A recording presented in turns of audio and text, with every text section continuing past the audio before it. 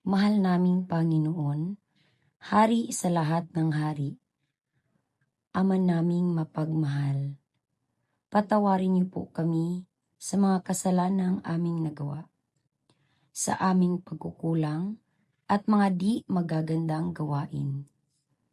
May mga pagkakataong hindi namin namamalayan na kami ay nakagawa na ng kasalanan, mga di magagandang salita na lumalabas mula sa aming mga bibig.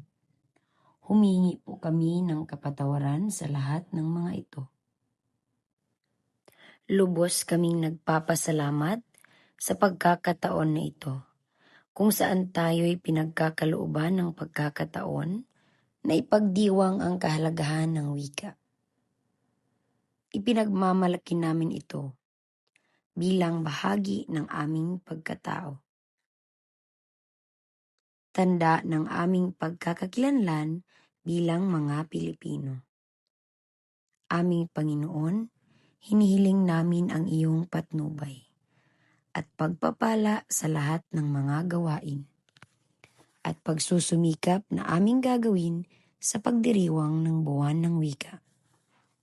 Gabayan mo po kami sa paggamit ng wika ng may pag-iingat at respeto upang ito'y maging daan sa pagkakaroon ng kapayapaan sa ating lipunan. Bukas palad naming tinatanggap ang hamon na itaguyod ang ating wika sa pamamagitan ng pag-aaral, pagpapahalaga at pagpapalaganap nito. Tulungan mo po kaming mahalin ito ng higit pa at mapanatili itong buhay at makulay na bahagi ng aming pagiging Pilipino.